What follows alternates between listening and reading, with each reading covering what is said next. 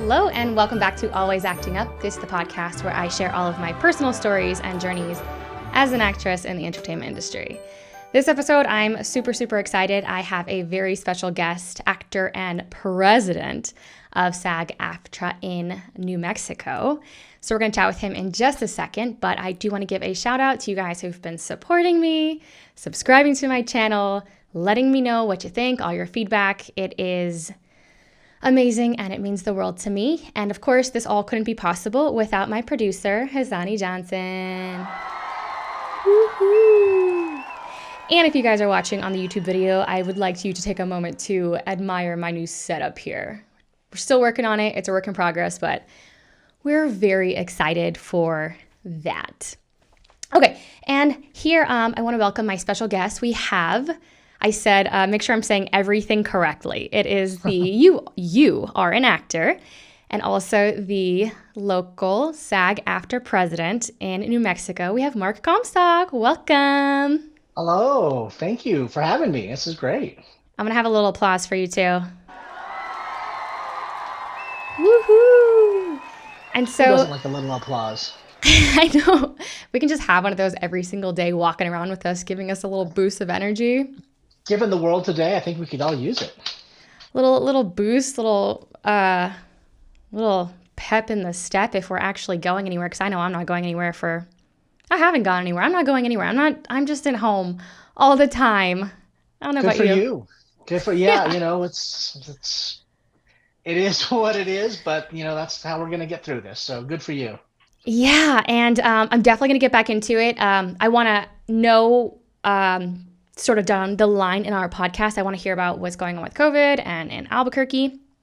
But first, I'm excited to talk to you because I briefly met you. I was in Albuquerque doing a workshop with Catherine Brink, and you came at the end of the workshop, and I had to jet. I had like 30 minutes to get to the airport, and I was like, oh my God, I want to hear what he has to say. Like, this is like the perfect person to like talk to and answer all my questions. And I was like, I gotta go. So, Well, if it makes you feel any better, sometimes when I walk into a room, a lot of people leave anyway. So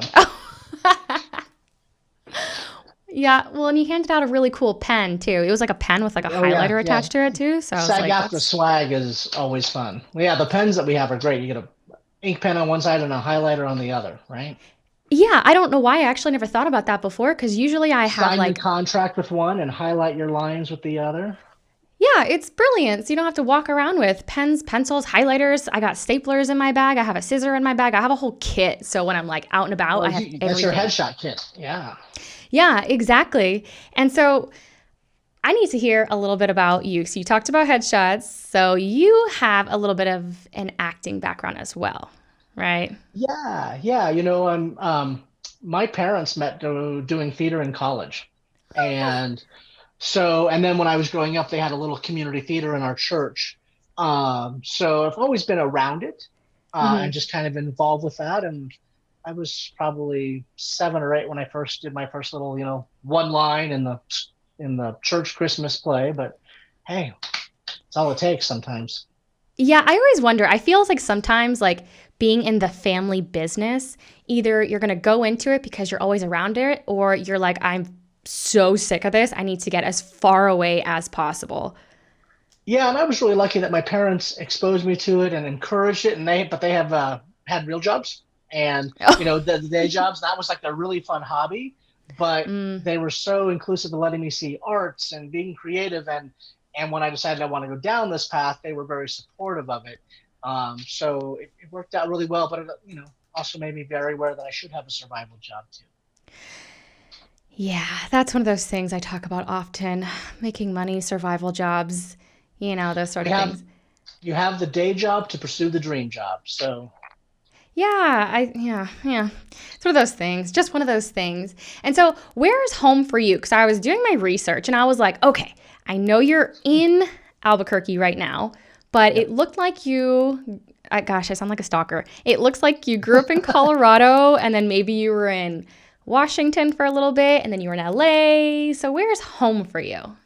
That's really your research team is top notch. Um, yeah, hit the applause, right? Hang on. Okay. There you go.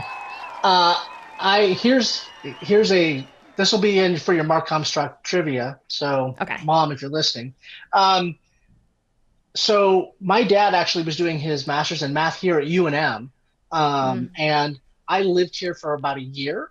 And ironically, I'm older than my wife, but we went to the same nursery school here in Albuquerque. Um, but I grew Wow. up in Denver from the time I was Okay. 5. I moved to upstate New York for a little bit, kind of pursuing the theater thing, and then moved to Seattle. And Hmm. I was there for 12 years, I want to say. And that's where I got my union cards there. Wow. And I had just gone union and was working. And then 9/11 happened. And all Oh. the work that was in Seattle went up to Vancouver, Canada. So I was just kind of at a crossroads where I'm like, well, what do I want to do? And I was like, everyone wants to say, hey, it could have been a contender. And I thought, well, this is just a window to give it a shot, and regardless of what happens. So packed up and moved to Los Angeles, and I was there Hmm. for 9 years. And then my wife got into nursing school here in New Mexico, so we moved back. Her parents are here, and my parents are still in Denver, so it was a great compromise. And this was It's like right right there. when, yeah, and then this is right when the New Mexico film incentives were starting to kind of take hold and take off. And there was a few productions here, In Plain Sight and Breaking Bad and all those things, early stuff. But it wasn't nearly where we are at now and where we are going. Hmm. Um, you just made like I have so many questions going on right now. First, like I'm like, oh, okay, so you went to upstate New York. Did you ever go down to? I mean, like when you were living in upstate and you were doing theater, I guess, or whatever there. Did you ever go travel back and forth down to the city for auditions? No, it's kind of it's a slight tragedy. Oh, I had gotten a job with a local theater company, uh, and my wife at the time, yes, I'm divorced, was teaching there, and I'd gotten a job there, and I showed up the first day, and the theater had lost its funding, and there was no job. So then, no. yeah, so I was immediately diving into retail and Kinko's and the Gap and you know all those things. So I was working 3 part-time jobs and was not loving it. And being up in Troy, New York, it wasn't like Mm. I had access to get an agent easily or quickly, and I was still kind of green and didn't know those things. And my wife got a job in Seattle, Washington, and I had friends there, and my parents had been there and knew they had a thriving theater scene and some film. So I moved there, and I kind of got into the theater scene there, and that was kind of a saving grace. Okay. I was curious about Seattle because, and I don't know if it's still like this, but I always heard that Seattle had a really huge arts community, and I guess that would They probably do. be what that. Yeah, because I did. I went to Seattle last year, and there was a ton of theaters there, murder mystery theaters, a whole Yeah, bunch of stuff. yeah, there's just a huge mix of theater, both fringe theater and equity theater. But when you have big players like Amazon and Microsoft and a lot of tech, there tends to be more money and funding for the arts, and the citizens then take advantage Um, of it. But the fine arts are great there. A lot of great, I mean, music. I mean, look at all the Nirvana, Pearl Jam, all those. Uh, Macklemore's from yeah, Washington up there yes, too. different generations.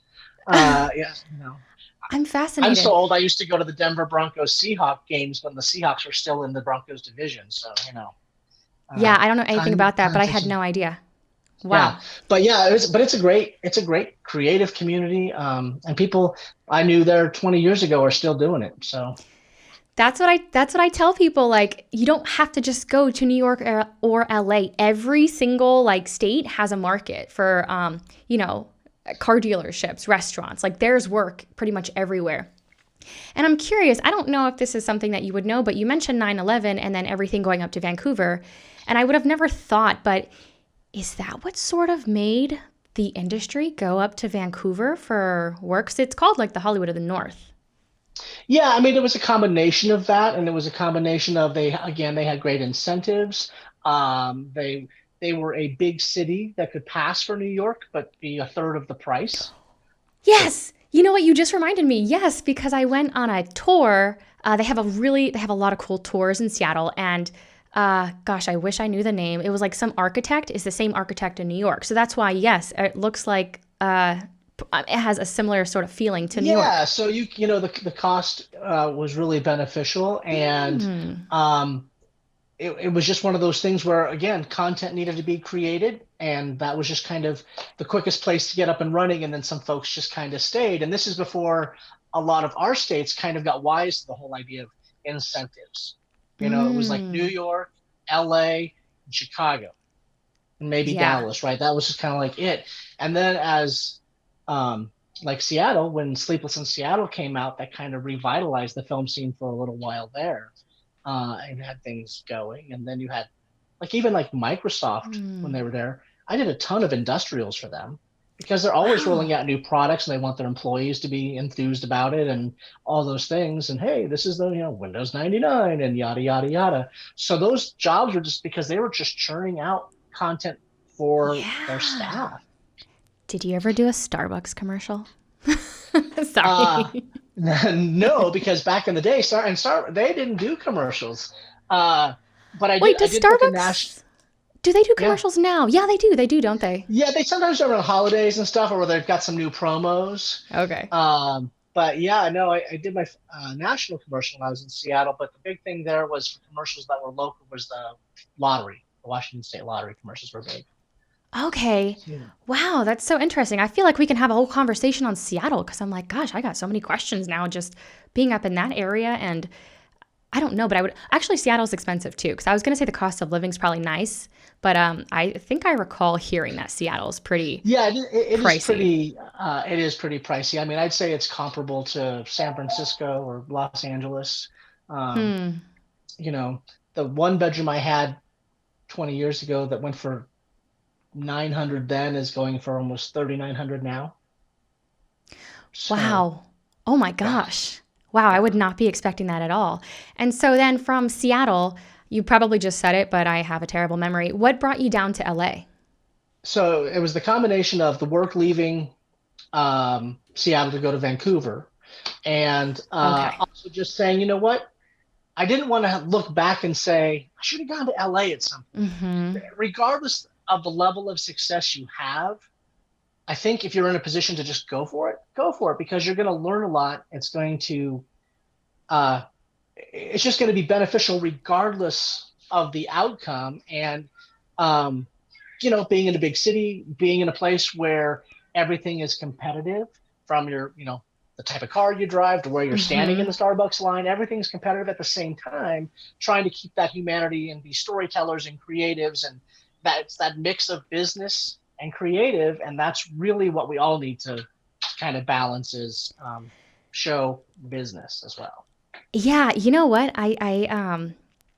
I say that to people all the time. Like it's one of those things like, well, you can think about it, think about it, think about it, but we only have one shot at this life and the last thing you want to do is be 96 years old and wishing that you would have at least tried. At least Yeah. try go to LA because everybody has a different experience. So what happened for me is going to be different for you and everyone's goals are different. So I always encourage people like if you think that you're ready and your materials are there and you know it's going to be a challenge, go.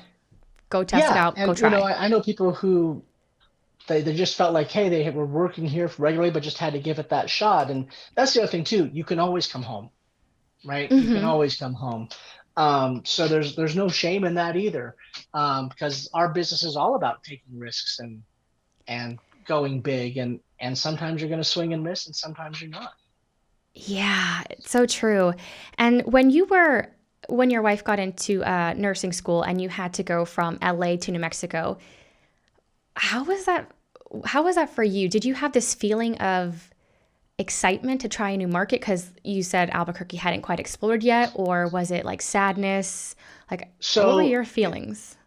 yeah, that's a really good question. There was a couple things in play. Um, I was in LA and it felt like I was just kind of treading water. Like you'd have a Mm-hmm. little progress and then you'd stay there for a little bit and you have a little progress. And I was Bill Maher's stand-in for 8 seasons on Real Time with Bill Maher. And so I Wow. was always around like politicians and movie stars and all those things. And I was always kind of having access, but not being able to capitalize on that to get upgrade an agent, to upgrade an audition from a one-liner to a co-star and to a guest star. And so I wasn't able to kind of use that as currency. And I also worked, my day job was at the Writers Guild of America West, and I was around a lot of industry stuff there. Yeah, but at the same time, it was like I was still, people use the term gatekeepers in LA a lot, and that's kind of like, how do you get past a gatekeeper, right? And so if there's 5 circles, I maybe could get to the 4th circle, but I was never had the access to get to the 3rd, the 2nd. And if you can get to the 3rd or the 2nd, you can probably get to the 1st, right? It's just kind of that thing. So on the one hand, I loved the food in LA. I loved the beach in LA. I loved doing the industry stuff and being around it. And I loved all of that, but it wasn't getting me to a point where I was satisfied acting wise. Most theater companies, you have to pay to be a member of a company with no guarantee that you'll get cast in a season. It's so strange. So yeah, it is strange. It's a different beast. So those things were kind of all juggling, but my wife who grew up here, her godmother is actually Kathy Brink.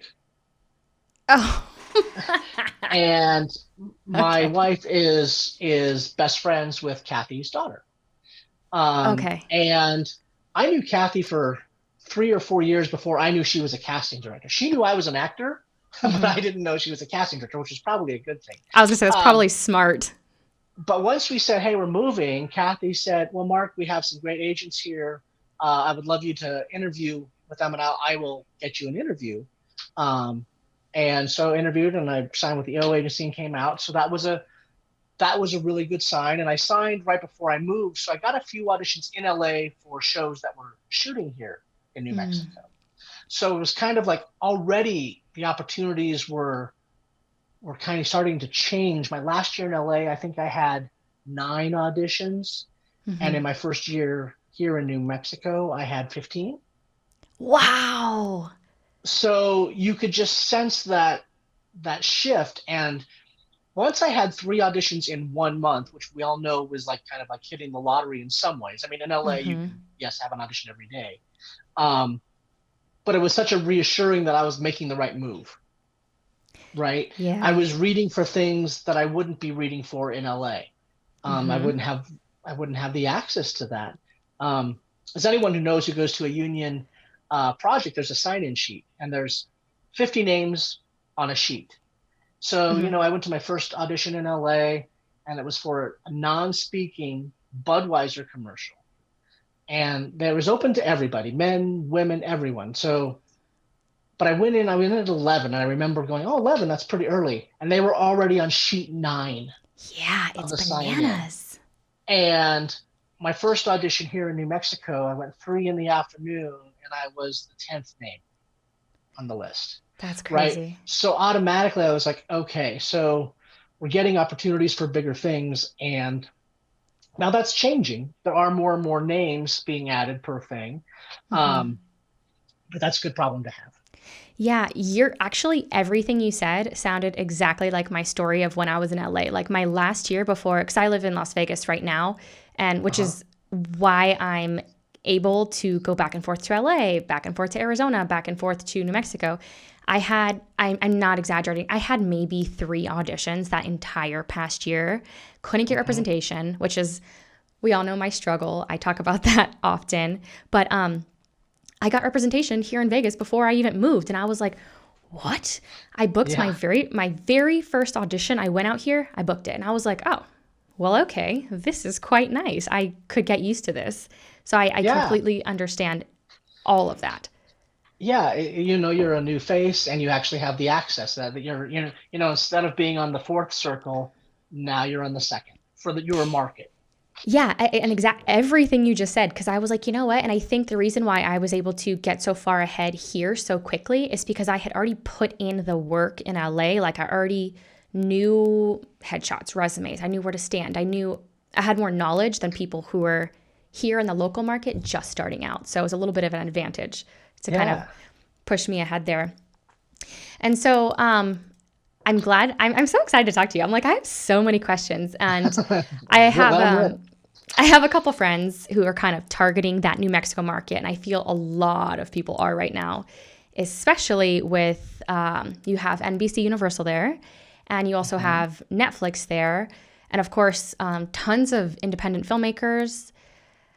What's going on in New Mexico like? We're really, really lucky in the sense that it's almost like what isn't going on, right? Right as the end of the year was going down, and this is at one point we had 12 productions going. I would say from August, September until things kind of shut down for COVID over the holidays. Yeah, I mean, not only do we have NBC Universal and Netflix, but like Sony Television and NBC have been here. Sony with the Breaking Bad and Better Call Saul, which is also AMC, right? That's their partnership. And so things like The Night Shift.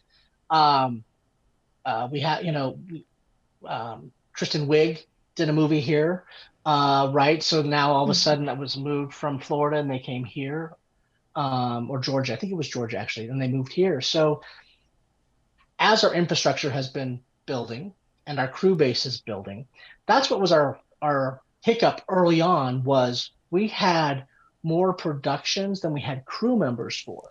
And so that was kind of a log jam because they couldn't crew things, or they were having to bring so many crew members from LA that it was kind of negating the cost of the incentives. But as this has built, and with Netflix's commitment, I mean, their most recent, additional $1 billion is, up to 10 sound stages. They're going to have a commissary. They're going to be post-production. Oh my gosh. And that's not even talking about what NBC Universal's probably got planned. And there have been rumors of, getting 2 or 3 more partners having similar deals here. COVID changes timelines, but the land is still cheap here. We still have incentives. We still have amazing sunshine, 300 days a year, and all those things, and a growing crew base. And as is expected, we are getting a growing talent base, but we're also getting more agents. So we'll have some growing pains, but things are. Anyone who's listening to this podcast, if you've heard me talk before, you know what I'm about to say. I'm going to say I like my 1, 3, and 5-year plan. That's kind of like my mantra. And it kind of comes from talking to people in Georgia when work started kind of exploding and they had incentives. And the actors who were in that market when it first started out didn't see much of a change. They were still going out for the one-liners and all those things. But by year 3, it was co-stars, reoccurring, guest stars. And year 5, they were going out for top 5 on the call sheet, right? So as a market grows and new casting people come in, or they get to know your market, they start to trust the market more and start to look local, versus a casting director who's based in LA has got a relationship with LA talent, and they know those folks. They're like, I know I can count on actor A from Los Angeles because I've worked with him. They don't know actor A who's from New Mexico.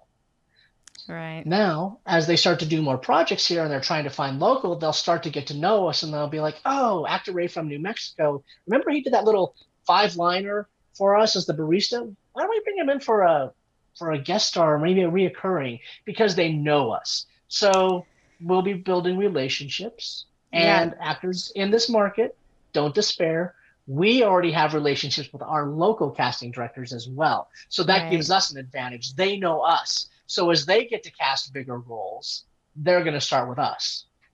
I like that. And I hope that's really the case, because I'm always hearing stories, and I know it happens here for sure. Like, we have a really big talent pool. It's actually quite surprising. A lot of us, because it's 4 hours away, we go back and forth to LA all the time for headshots, for training. Yet we have sometimes big commercials, big productions come, and they're still hiring from LA. And we're all sitting here like, hello, like, we're here, we're ready to work. So it's good to hear that. I mean, it's still going to happen that way, I think, for a little while, until, like you said, everything progresses, to hire local, which I think would be really appreciative for all the actors there and that are going to be moving there as well. Yeah. And, the one thing about COVID is we're going to have a content gap at some point where production has just used everything in their vaults, and everything is is just tied up. So there's going to be this gap, and we're still going to have a start and stop year this year. But then we're going to have an explosion I keep because hearing that. the vaccine will start to come out, and it might be another 8 months, a year away. But then we will probably have a non-stop explosion. And if by then Netflix has 4 additional sound stages built, maybe that's 7 additional projects that we couldn't get this time now, right? So are they actively still building now? Like construction building? Yeah, there's building, currently building? 6. There's 6 sound stages on the Albuquerque lot, and I think they want to add up to. I'm not sure if it's up to 10 more or up to 4 more to add 10, but they bought something like 3,000 acres, and they're doing, like I said, the post production and all those things. Wow. So they're bringing things here so that, like, from pre-production to post-production, a project that shoots in New Mexico could be completely produced in New Mexico, and they can take advantage of the incentives. Speaking of incentives, does that go along for actors as well? Because we talked about hiring local.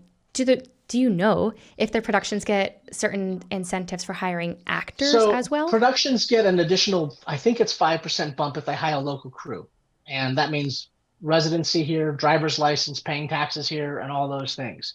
There's no additional bump for local actors, but the film incentives and the current bill, the current law, SB2, is a 3-year.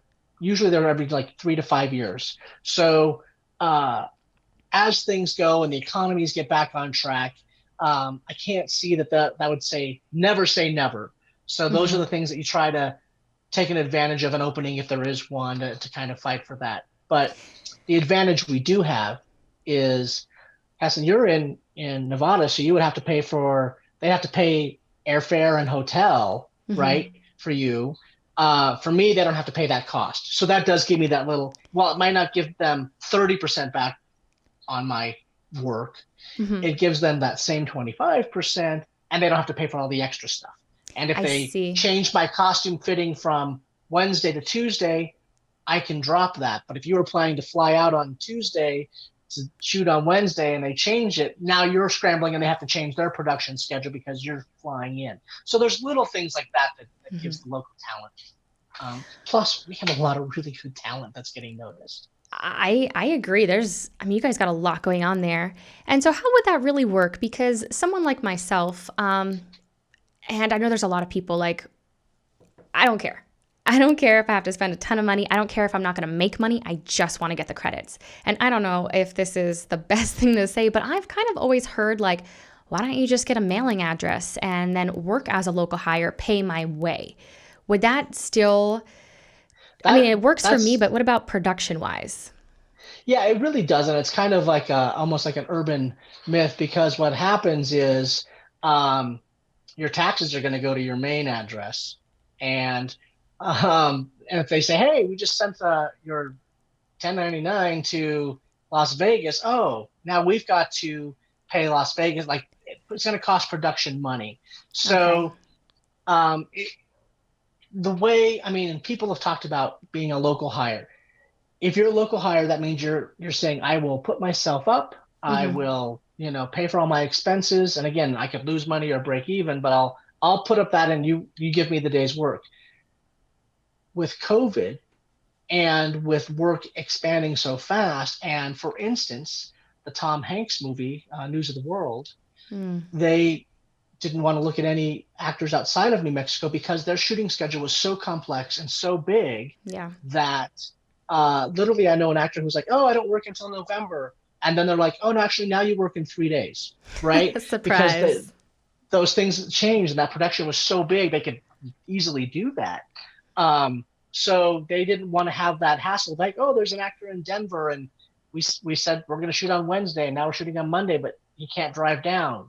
Going to give the role to someone else. And I think that would be the worst part. Yeah. Right?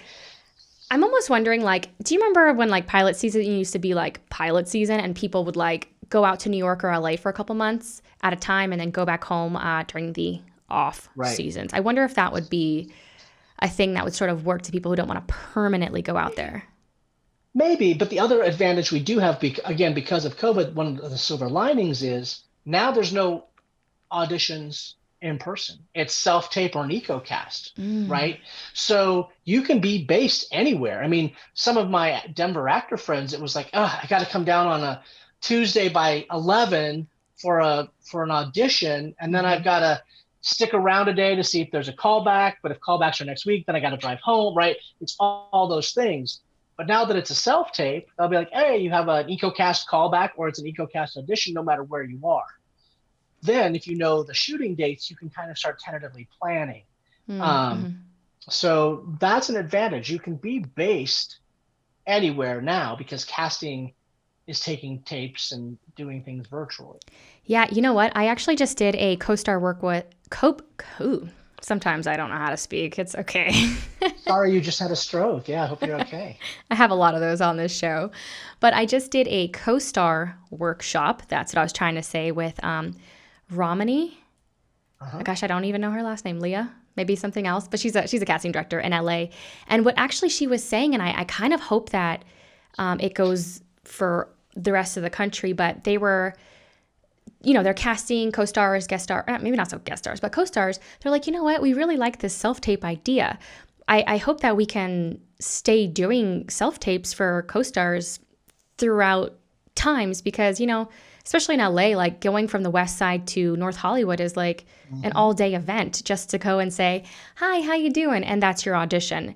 She's like, you know what? We are having a lot of success doing Zoom chemistry reads, auditions, callbacks. She goes, honestly, it'd be really great if we can just keep doing this. And I mean, me being far away and a lot of other actors as well, I think that'd be really great to keep doing self-tapes, especially for the smaller roles. I'm sure we will. I think that's the saving grace, saves them office space cost and all of those things. Yeah. So there's a lot of a plus about it. And, I miss being in the room, especially for a callback, because you kind of get that energy and you get the vibe. And, but at the other side of that is, hey, maybe you get a self-tape request, and now instead of having 24 or 48 hours, you usually have 36 or 72 hours. So you can really work on that before you submit it. So when you're submitting, you have the opportunity to submit your best work because you've got a quicker, and you can do as many takes as you want at home until you get the one you want. Yeah, it's one of those like love-hate things because, setting up for me is easy because I have access to so much stuff, but it's really difficult for a lot of people, especially if they have roommates, dogs, pets, neighbors downstairs doing construction. You're just like, oh my God, shut up. I can't do my audition.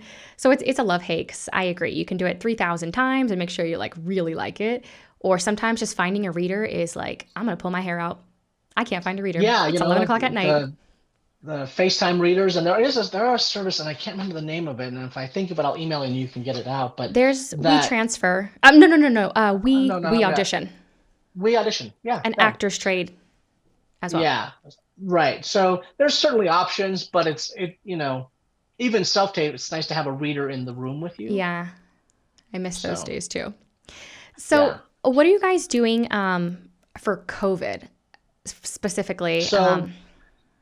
Yeah, our governor has been very proactive from the get-go, and we've been just very, like everyone else, we've had our spikes, but we've just had a couple days in a row where we've had under 1,000 cases, which is still, like, if you say 800, oh, that's not so bad because it's not 2,700.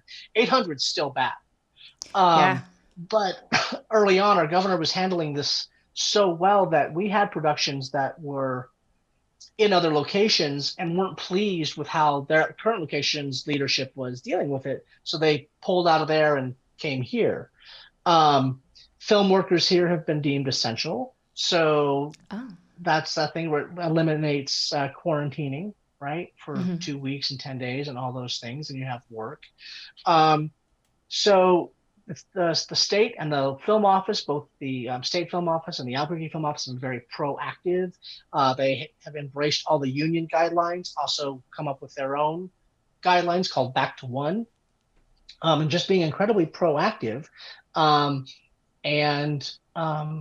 Because we're small too, it's like, oh yeah, we have a hotel that you can put your whole crew for a week if you need you to quarantine and that kind of thing too. That's kind of awesome. And so I know, obviously, using local actors is the ideal. I had a friend.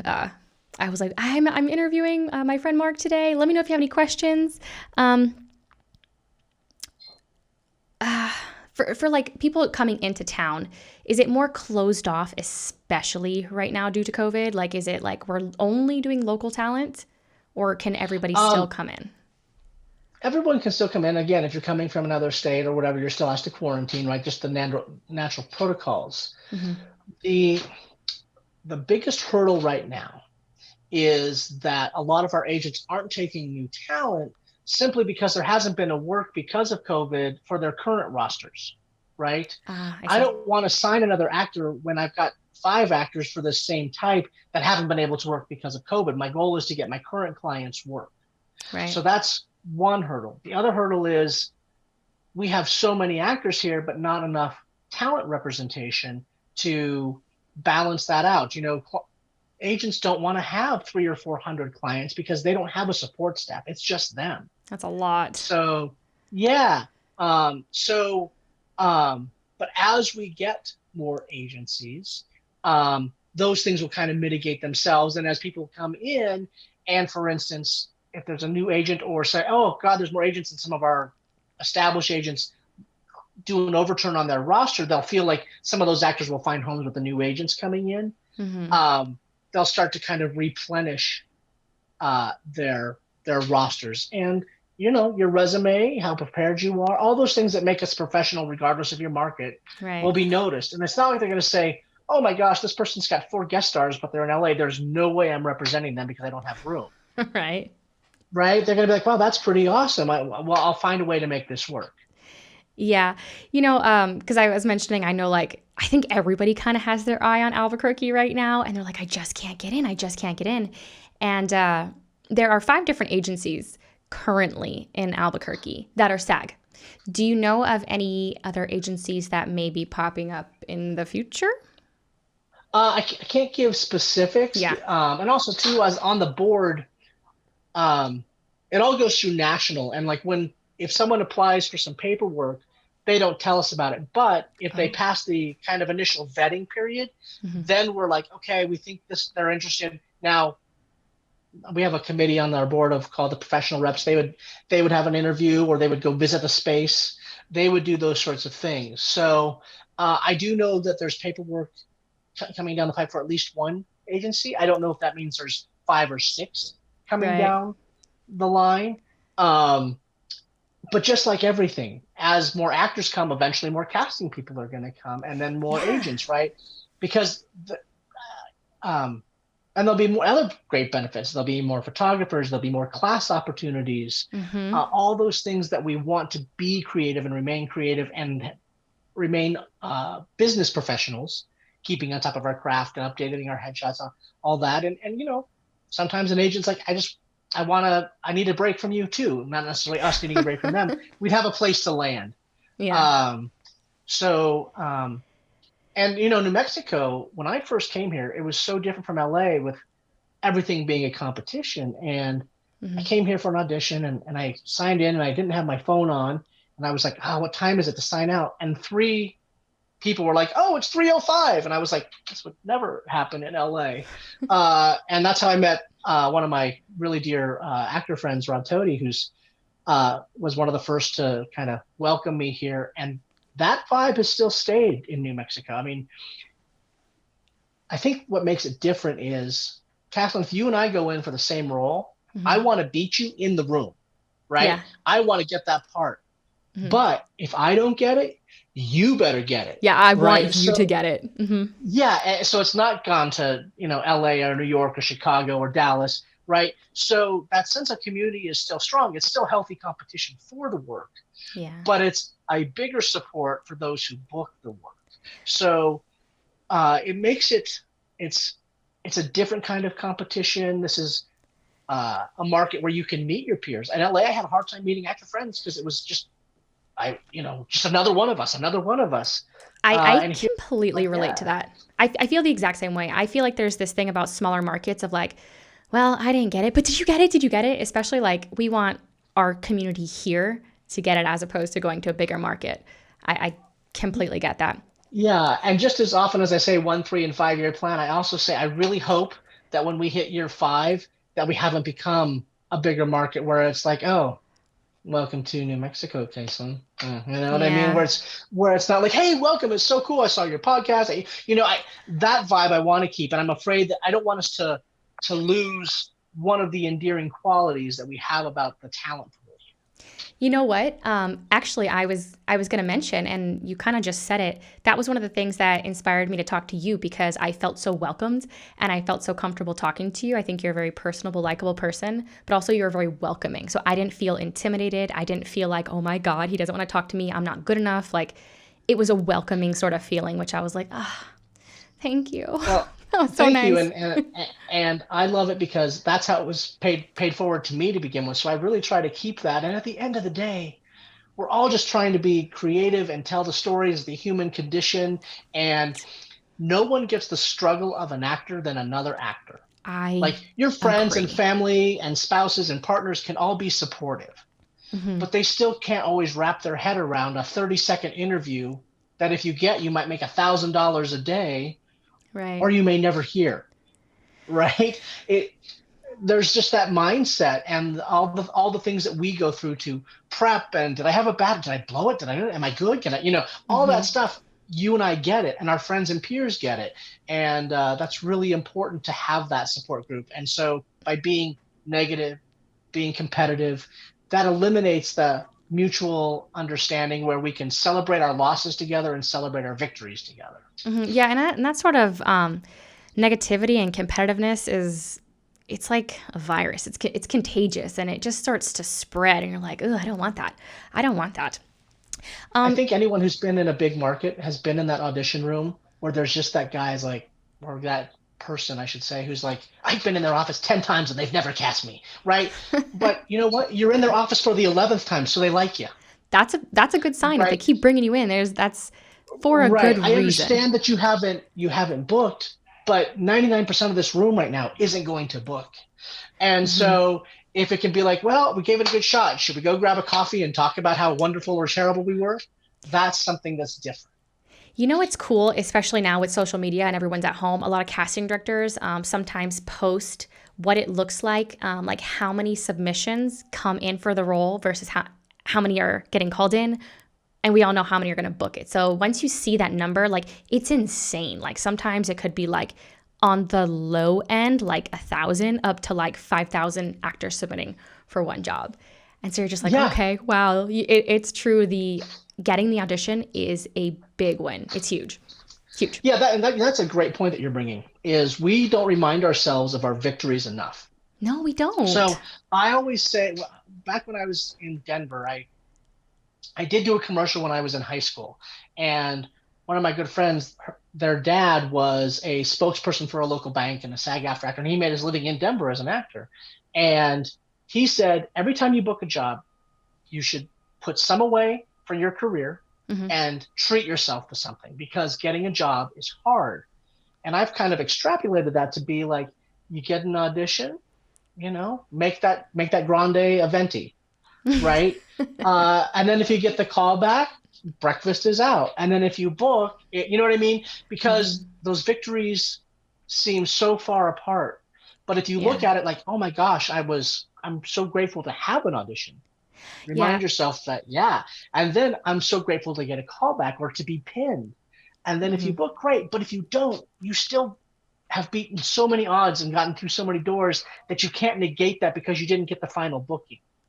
Yeah, that's actually a huge reason why I started this podcast. I had a blog that very similar to this like 6 years ago, but sometimes we lose perspective because we're so wrapped up in this. And then looking back, you're like, oh my God, I did that. I booked that. I worked on this project, and it was really cool to see. Great. And can you clarify? I know we're kind of going back a little bit to representation a little bit, and I feel like if anyone were to know this, it'd be you. No pressure. There's this certain thing about smaller markets, and I know for representation, especially with SAG, you should never pay anything. Your agents take 10%. But is there a slight amount that agencies can charge for websites or whatever in New Mexico? Yeah, anyone who's franchised is set to a certain criteria, and sometimes there's franchise rules that are specific to a market. For instance, when our market was up and running, but it wasn't a ton of work, it's in our bylaws that basically says if I signed with an agency here in New Mexico, they can charge me a one-time $40 fee to get my materials up on their website. Right? It's a one-time fee. But if you're in LA where your client turnover is high and you've got higher clients and you need more data, some agencies have the flexibility to make it an annual fee or a different fee or, those sorts of things. But that they're allowed to charge for, but they can't recommend they can't say you have to go to a certain photographer. They can say, here's a list of photographers. So there's some guidelines there, but in New Mexico, it's a one-time $40 fee. Okay. Could it be more than $40 or $40 is it? Do not take anything more than $40. If you are a franchise, this is always the wiggle room arguments like, well, that actor is not union, so I can charge them more. We had an agency that's no longer here that was like sidestepping that by saying they're signing you as a model, and models aren't covered under SAG-AFTRA, so therefore we can charge you X amount of dollars. But if you're a franchise, you have to apply those rules to all your actors equally. So, if it's your first day on a SAG-AFTRA set and it's my third day, you and I signed the same contract. You might not be a member, it might make you eligible, but the contract in that production covers us all under that contract. And it's sort of the same thing with the agency. You're representing actors, so you have to apply those rules to the actors the same, regardless of union status. The one little caveat is agents can take 20% on non-union work. That was my next question. Yeah. So non-union work of all kinds, whether it's web series, internet, print, whatever, they can still for non-union. Something that's like but if you're getting something that's like a deferred pay or $100 a day, I would hope that your agent wouldn't take 20 of your $100, of your 80 that you're going to clear, right? So.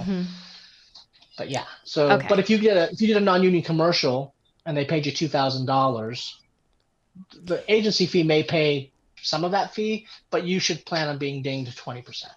And then just really quick, it's not required for them to charge the $40. Like you can still be a part of their agency without paying it, or is it one of those like A, you have to do it, or B, see you later? Another great question, actually, because there was an agency that was like, we want to represent you in 3 markets. And they were like, well, I only want to be represented in New Mexico. And they're like, oh, well, then we're not going to represent you, right? Because they were trying to get a web fee for each market.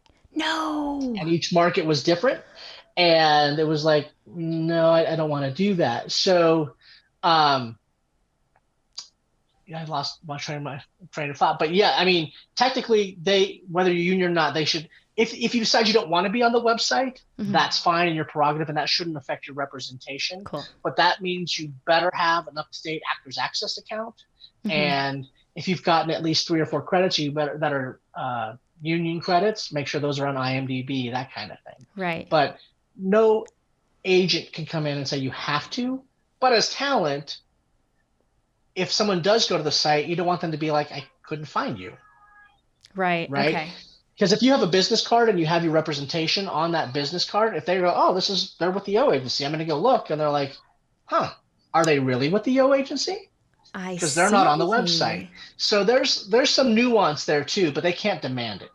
That's so interesting because you really have a lot of things to think about, like pros, cons, and a conversation I had with a friend as well is agents work so hard and they don't get paid until you book a job.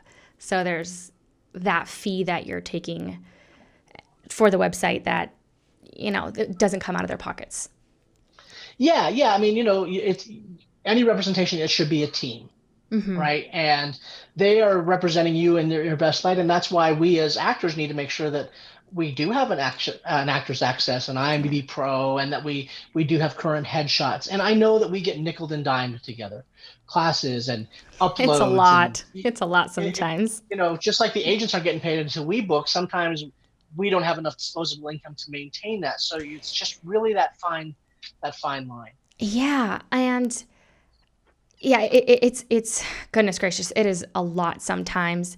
And I have another question from a friend, and Yeah. I know this is probably something you're gonna be like, but I'm just gonna go ahead and ask. Um, she was curious if you would share your feelings on union people doing non-union work and the penalties, their thoughts on FICOR. Yeah, that's really a dicey subject in the sense Yeah. that even if you explain it in a way that the way it's detrimental, it can still be construed as something as positive to do. So there's a whole course that union members have access to on what that means, Oh, and doing those things. Um, so I will defer to the union staff, and they can SAGAFTRA.org is a website that's open to anyone, whether you're a member or not. hmm. But I will always say this: people who are FICOR, you cannot put SAG-AFTRA on your resume, right? Because you Okay. are a dues-paying non-member, and you can get continually fined Wow. if you do that, because that's misrepresentation. So if you want that card so badly, Hmm. then you know, you should work under that card. Those contracts are there for everyone. There, it's all those things it's our collective bargaining and collective power that gives us those contracts and that strength when we negotiate with the producers, right? So why would you want to undermine that? Right. That's part of it. And there's other thing too, especially if you're in LA. There are so many pro-union productions Hmm. that if they see that, they will not call you in. Yeah. I never even thought So about that. I never even thought about some of those things. Like, even if you go, I mean, I'm still non union. I'm eligible, but I'm non union. yeah, I've never even yeah, thought about it. If you are FICOR, then you can't even say you're part of the union because you're not. Like, you can't list it on your resume. right, Like, I never even thought about that. So that's good. right. And there's things like you can't be on a board. You don't get the screeners, you don't get all the fun stuff, Yeah. right? So um, and it also is kind of saying, hey, I know this union's built on the back of our brothers and sisters, but it doesn't account to me. And Right. it's kind of like COVID. We're all in this together. We wash our hands, wear our masks, social distance, and for the greater good. Mhm. And I also say, don't join the union until you are a must join. I Yeah. always tell people, if you're doing non-union work, good for you, but set some of that aside for your union dues for when you have Hmm. to join. So in New Mexico, it's $1,005 to join. I think That's it's 3,000. amazing. Yeah, I think in LA it's 3,200 ish. Wow. And then your dues after that is based on your income. But Mm. if you make $300 on five per job, and you do 5 jobs, take some of that away so that when you hit your time where you're a must join with the union, you've got that dues ready to go, and you can just join. You can Mm. just go in because that's a business investment. It's an investment in your professionalism and your future.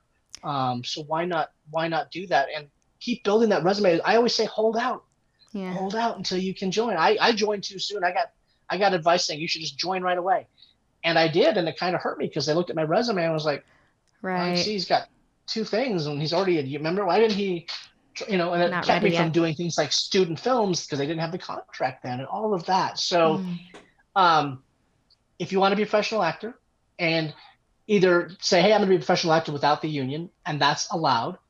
But if you're going to work under those union contracts and that's something that you want, why would you then say it's so important to me, but I'm going to undermine it? Right.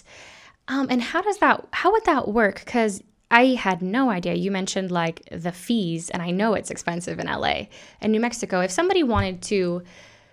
you are a must join and you join in Albuquerque, I guess you can work So everywhere here's still. Nope, No. that's the catch. Okay. So the dues breakdown is based on the contract amount and all those things and the number of members in your market.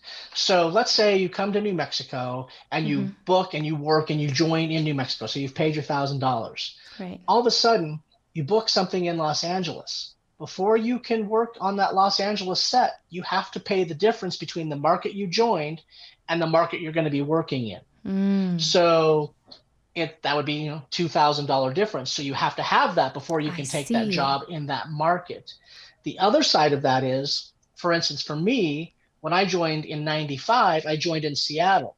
By the time I came to New Mexico and to Los Angeles, the difference between, like, it was $1,000 in Los Angeles. So when you book there, I only had to pay $300, right? Hey, that's great. It's the difference in amount from the year that you joined. Okay. So if you joined SAG-AFTRA in 2020 and then you booked something in LA in 2030, whatever the dues rate in LA was in 2020, you would pay that difference. So, okay. But yeah, it doesn't otherwise. And some people in New Mexico, we have a few that had just went ahead and did the full out $3,200 because they're like, if I have it right now, I can do it and I can work anywhere and not have to worry about it. So 2 schools of thought. Yeah, that's super fast. I'm so glad I got to ask you these questions. Like, because there's things that like I've thought about over time and I never had clarity on it. And honestly, like, I know Google's a great thing and I know there's websites, but sometimes it's just really nice to ask a real human person. So that's fascinating. Yeah, and that's how I've learned so much is just, asking people, and you're like, oh, because that's how we start our own urban legends, right? And that's like the bad game of telephone. If all of a sudden you're like, oh, I heard it from a friend whose hairdresser worked on this thing and it's this, and you're like, that's not it at all. Yeah, you hear a lot of different things. Yeah, and I always say too, if I don't know the answer, I will either try to find it or I might know someone who does, and then I'll be like, that's a good question. I need to know the answer to that too. So the more you know. Yeah, and obviously so much. How did you come to be involved with working on the board at SAG-AFTRA and being the president? Like, how does that even happen? It's like, wow. There's a couple things to be on a board. It's all volunteer. We don't get any pay. This is a volunteer position. And elections are every 2 years. And I had worked on a show here in New Mexico, and I was like, I feel like I worked on a set and I hadn't seen my paycheck. And I was like, I feel like I should have been paid by now. Mm-hmm. Like, I don't want to annoy production, and I don't want to get my agent mad at me because I'm asking where my money is. So I started reading the contracts online. I was like, oh no, they're late with that. So I called my agent and said, hey, what should I do? And she was like, oh, I'm glad you're talking because I'm trying to deal with SAG too. I said, well, is there anything I can do? She said, yeah, file a claim. So I got from the website, I got the name of the person who handled that particular show here in our market. And I said, hey, I haven't been paid. Oh, great. And they filed a claim where they're like, okay, we'll pull up the contract, look at the dates work, look when you paid. And they don't just take care of me. They take everyone who worked on that day who hasn't been paid. So once you file a claim, it's covered for everybody. Mm-hmm. So they don't need 5,000 actors to call in. They just need one, really, to get the ball rolling. Which doesn't mean if you don't know actor B and he called and you called, that's okay. I got more in penalty payments from this production than I did for the day's work because it was so late. But the union had the checks go to them, and they didn't send them out until everyone had it and the amounts were correct. Mm-hmm. And if the amounts weren't correct, that added time, which could change the fee, right? And sometimes production just has bad luck with they hired the wrong payroll company. They're new in production. There's lots of reasons where you feel bad for them, but at the same time, you said, this is my contract, and this is how much I get paid, and this is the timeline in which I get paid. Mm-hmm. So I got really fired up that I started learning more about the contracts. And so then I was like, I've never been to one of my membership meetings. So I went, and I was like, oh, this is really cool. Other actors, and we're talking about stuff. And then when elections came up, I had a couple actor friends that I knew. They're like, well, Mark, you should consider running. And I was like, yeah, I'm going to run just because I got fired up with the contract thing. And I think New Mexico is growing, so I really want to be involved. Mm-hmm. And then after being on the board for 2 years, I ran for president, and then I won, and this is my second term. And then elections are this next year. So, and any SAG-AFTRA member who is thinking about serving, you should try it. Be on the board, be on a committee. It's so rewarding. Plus, you get to talk to other actors all the time, and that's great. Yeah, that's so. Hang on. I want to do like another applause. I wish I had another one because I'm like, that's so cool. And hang on. Here's this one too. Because Oh, I was like, nice. that's so cool. Yeah. And you have so much information. So it's like no one can try and play games with you because you know how things are Yeah, but supposed to be run. that's the thing too. It's all self-taught or a workshop, right? Or like going to the Okay. convention as a delegate, you're like, holy crap. I mean, this is people who are recognizable names, but they're so passionate about our business and protecting it and empowering us.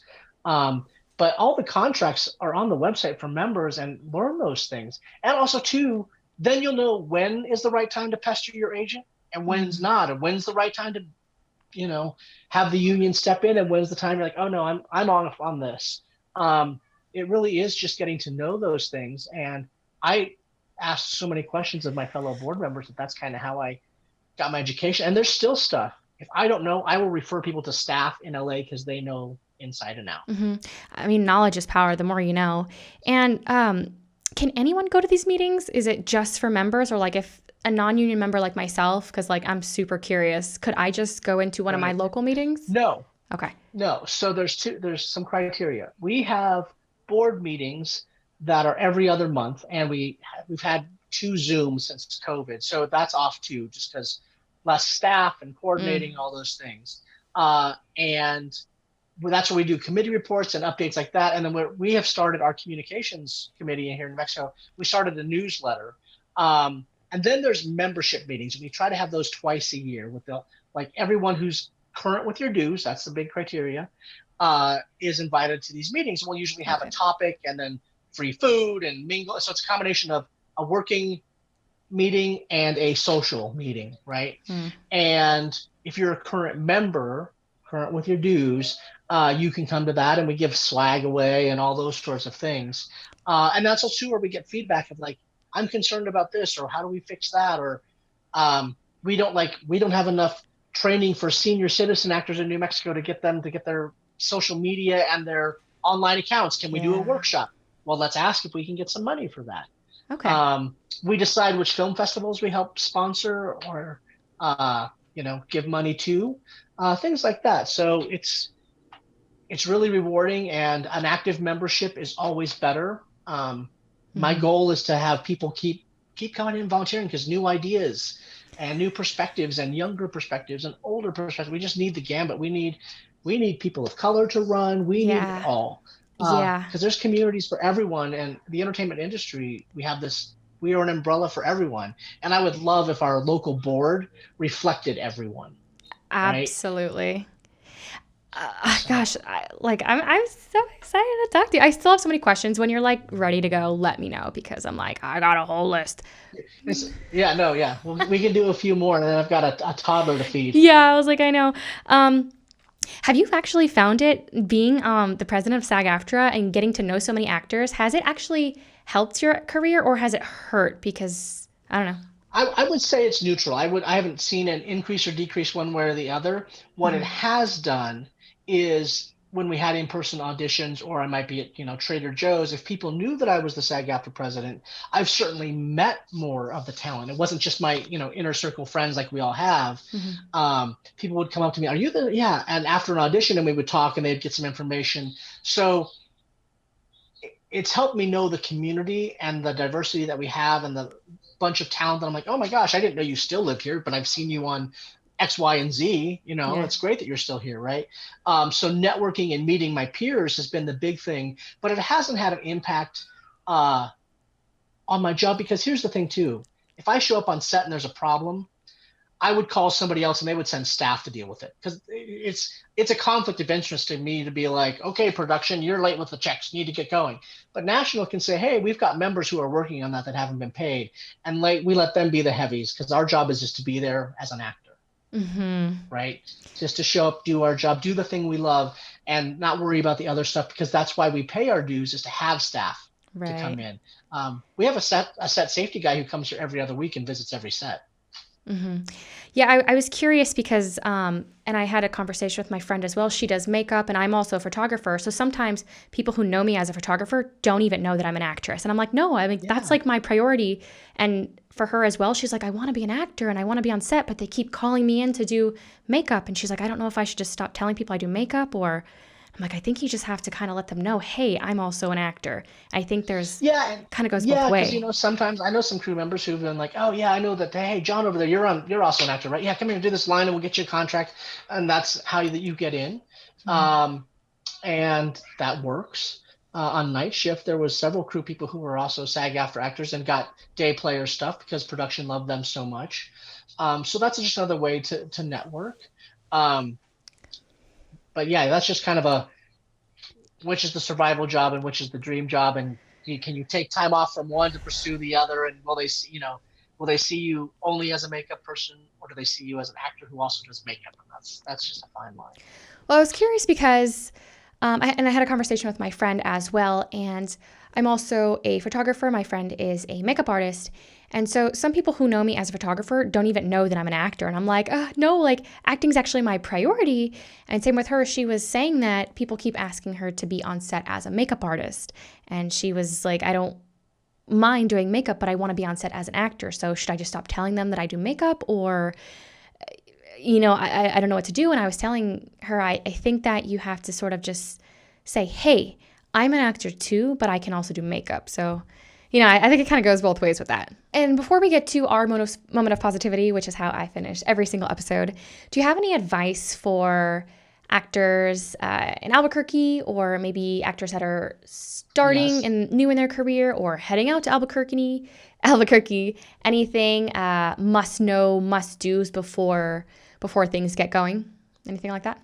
Yeah, I mean, pre-COVID, what I would tell anyone who was coming here to New Mexico, I would say take 4 or 5 days, get an Airbnb in a neighborhood you think you might live, and pretend you're a resident. Hey, do you love Thai food? Is there a Thai food here restaurant here in New Mexico that you would like, so that if you lived here, you're not saying like, "Oh, I love New Mexico, but they have no Thai food," right? If there's things that you love, if you are a surfer and that's your dream and you love it, maybe New Mexico's not your thing, but come here and get a lay of the land, find other neighborhoods, kind of live here and pretend, okay, cost of living is great. Um, you know, the food here is good. There is fine arts. I can have a life here. There's hiking and whatever those things that make you have balance in your life wherever you are. If you can get that balance here, then strongly consider it. But if you come here and you're like, man, it's just still too much of a small town for me, and it's I mass they don't have enough mass transit, and I'm coming from a market where I didn't have to have a car and I'd have to buy a car. Maybe those are some things that are more of a deal breaker than you think. Yeah, you still have to live. I But mean, you don't audition every day, you so still have you to have to live kind of here. like where you actually live. Yeah, and I always say don't come here without representation or a meeting for representation first, because then you're here and you're not able to go out on auditions because you don't have representation. You don't really know the town, and because you don't have representation, you're not going to audition. You're not meeting friends, right? You're kind of in this void until you get representation, and you're just kind of away from family and friends until you can start to start networking, and those things kind of balance out. And you want to be like, hey, I'll meet friends, but I've got the agent, so at least I'll start going on auditions and I can meet people, or I can get a sense of the thing, right? There's that. So um, make sure you have that meeting. Research any agent. We want them to look at our stuff. Make sure you know their roster. Personalize those things. That goes a long way here in New Mexico, just like we were talking about the talent in general.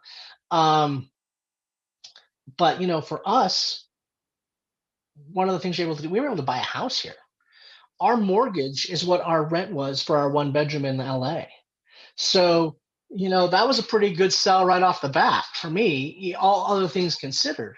We have a thriving theater scene here in New Mexico. So it's like, well, if I don't have an agent, but I can at least be creative, maybe that's enough to get you here until you do get representation. So really research it. Just don't say, hey, it's Netflix. Yes, Netflix is here, but we don't have enough agents to handle the influx of talent. Then you're not going to go anywhere anyway, and you might as well stay where you have representation or have that support. Right. So you guys have a lot to think about before you make any decisions. Yes. And Marc, I'm going to do some fun music here before we get to our moment of positivity. Okay.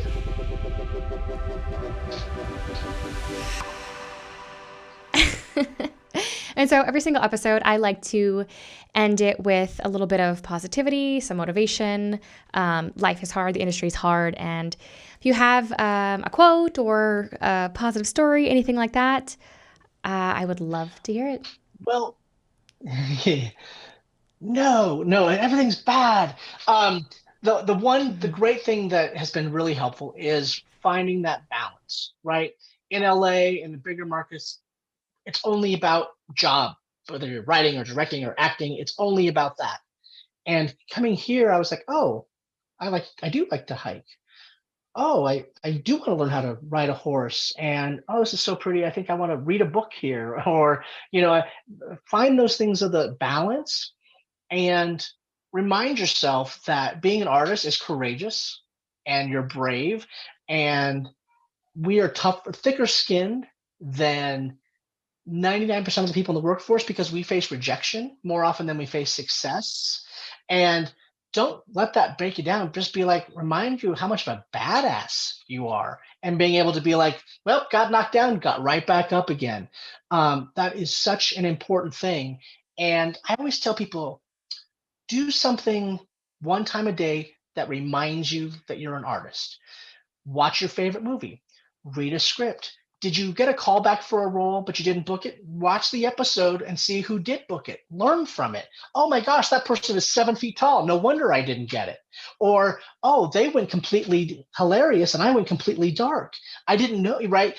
Know those things to remind yourself like, oh yeah, I see why they got it. So that something that's a defeat doesn't become a defeat. It's like, oh, they made the right decision, right? Do something that reminds you that you're a storyteller, that you're a creative. I mean, you do your podcast. That's awesome. Do a blog, do a podcast. I have actor friends. I have it used to be bi-weekly during pre-COVID, but I have a monthly group of actors that we all meet on Zoom and we just shoot the shit. Hey, how did you have an audition? What's going on? And it's just an hour of actor therapy where we all get it, we all celebrate, right? And all the people in the Zoom get it. We all have the same struggles, and it reminds you you're not alone in this struggle. And that's really hard because we are isolated right now, and we don't have, our profession is people and congregating and hugs and high fives and all those things of like, going to see theater. That's a community thing. So do those things to remind you of that and embrace your community and realize that being an artist is courageous and that's the victory each day. But do something that reminds you that you're a creative 2 or 3 times a week at least. Bravo. That was great. Okay. And, especially being an artist, you're not just an actor. You're a lot of different things. So I think the more well-rounded we can make ourselves, the better it's going to be, not only for yourself as a human being, but for yourself as an actor. And so, Marc, is there any way we can get people to stay in contact with you if they have any questions? What is the best way to be in communication? Yeah, I have an email address it's New Mexico.president@SAG-AFTRA.org. And then once we chat and if we kind of hit it off and you have other questions, then I give out my personal email a little more readily. But I'm on all the socials, Twitter, Insta, yada, yada. I feel like here I am like, let me tell you kids, Insta, and I was like, what are they talking about? Yeah, so and my DMs and all that are always open. So don't hesitate to use those things either. I want to keep that New Mexico thing of paying it forward and welcoming everybody. So no question is dumb. And sometimes I get going down a rabbit hole and I forgot I started with the question and I never gave an answer. So if there was something that I missed, because I just love hearing my own voice, email me, DM me. Yeah, exactly. Yeah, exactly. Good. That's so smart. Good for you. So yeah, do those things. Okay, guys, I'm going to go ahead and link everything in the comment sections below. And just in case you're like me and you're like, oh, what was that email address again? What was that link? It's going to be right here in the comment section. So yay, thanks Marc for joining us here today. That was fantastic, wonderful. I hope you guys enjoyed it. Hopefully we got a lot of questions answered. more ideas spinning and things like that. And of course, thank you guys for watching. I appreciate it. Every single episode means the world to me. And make sure to like, comment, share it with your friends, and I'll catch you on the next one. Perfect. Love it. Thank you so much for having me on. I just love what you're doing with your podcast, and ending on positivity is exactly what we need. So kudos to you.